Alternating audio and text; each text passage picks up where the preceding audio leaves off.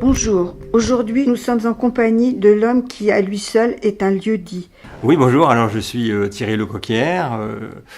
J'ai pratiqué la médecine générale pendant 27 ans et je viens de sortir un essai autour de la médecine générale qui s'appelle Dr Coq et sous-titré Essai d'auscultation de la médecine générale, avec des dessins d'un dessinateur de bande dessinée du Havre qui s'appelle Jacques et qui a fait un dessin sur chaque chapitre de ce livre qui est un petit peu gros, qui fait à peu près 500 pages.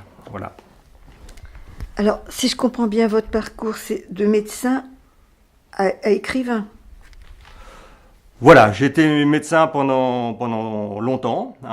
J'ai toujours écrit dans ma vie et il y a une dizaine d'années, j'avais créé un blog autour de ce personnage conceptuel de Dr Coq et qui me permettait de réfléchir à des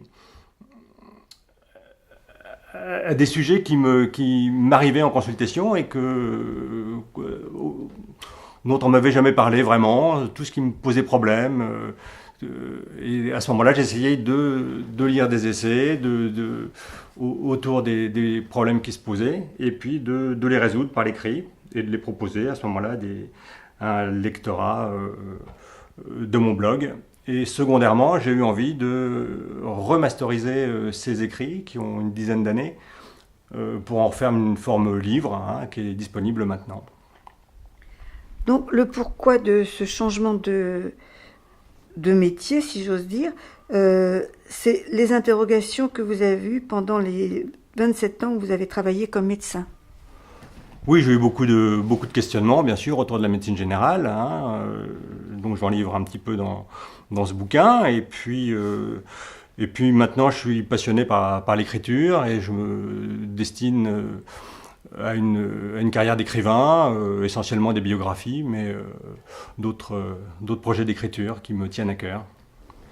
Donc, vos projets, c'est autre chose, c'est des biographies. Vous pouvez nous en dire plus ? Les biographies, c'est toujours un peu... c'est toujours s'intéresser à l'histoire des autres, et puis les favoriser un récit de vie, voilà. Donc, comme j'aime bien l'écriture, que j'aime bien les histoires de vie, je réunis ces deux passions pour un nouveau métier. Est-ce que vous considérez le métier de médecin comme de la culture ? Oui, le métier, oui, et l'écriture de la médecine générale encore plus. Je pense que là, j'ai écrit un essai que c'est un exercice proche de la philosophie, forcément que j'ai pas une culture philosophique très très poussée, puisque quand on a un travail quotidien, on n'a pas suffisamment de temps pour lire tout ce qu'il faudrait.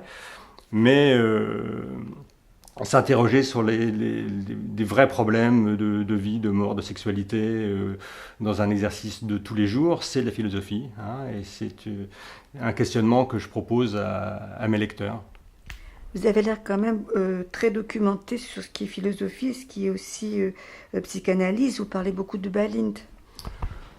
Oui, Balint en particulier, qui est un psychanalyste anglais qui a beaucoup fait pour la médecine générale en décrivant les rapports contre-transférentiels, en particulier entre le médecin et le patient. Et je parle un peu de cet homme-là dans ces pages, parce que il a décrit par exemple le médecin comme remède. C'est des pages qu'on plusieurs décennies maintenant. C'est un peu vieilli comme texte, mais ça reste quand même très moderne d'imaginer que la relation entre deux personnes peut faire autant ou plus que des médicaments, par exemple.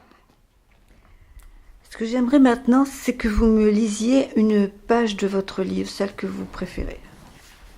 celle que vous avez choisie. On va choisir le tout début du livre, le premier chapitre, où je parle d'un tiers indésirable en consultation, et j'appelle ça le voyou conjugal. Alors, une drôle de race usage mes consultations. Je pense aux siamois des couples monozygotes, incapables de lâcher leur prothèse conjugale en salle d'attente. Chacun vit son vice comme il l'entend, j'entends bien, mais pousser le jeu fusionnel jusqu'au cœur de la consultation médicale, voilà bien une chose qui me les entrechoque. Même si je conçois que beaucoup d'entre vous puissent trouver touchant et merveilleux de partager jusqu'à ces thromboses hémorroïdaires, ces polypes ou ces endométrioses, moi je trouve ça répugnant. Évacuons d'emblée toutes ces consultations à deux dictées par le bon sens. L'un des deux nécessite la présence de l'autre pour une véritable dépendance imposée, qu'elle soit physique, psychiatrique, linguistique, voire culturelle, même si je ne souscris pas aux rudesses traditionnelles, tant s'en faut, et que j'incite à l'intégration républicaine.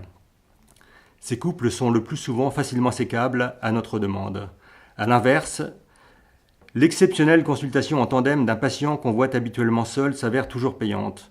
L'autre s'inquiète, nous apportant un éclairage latéral bénéfique en consultation. Le tiers exceptionnel, c'est une sonnette d'alarme à ne jamais ignorer. Quant au tiers systématique qui s'impose, c'est une autre rengaine. Description du voyou conjugal, donc, qui commence à parler de lui dès l'ouverture de la porte de la salle d'attente, alors que le rendez-vous est pris pour celle qui l'emprise. Voilà. Et pour connaître la suite, c'est disponible chez Librinova. Y a-t-il une page Facebook où on peut vous joindre? Oui, alors j'ai une page Facebook qui s'appelle Dr Coq, qui est facilement disponible. D'accord. Avez-vous autre chose à ajouter? Non, je propose à vos auditeurs de consulter ce livre ou cette page Facebook, et puis de continuer à réfléchir ensemble au devenir de la médecine générale. Voilà. Eh bien, je vous remercie, je vous souhaite une bonne journée. Merci beaucoup. Au revoir.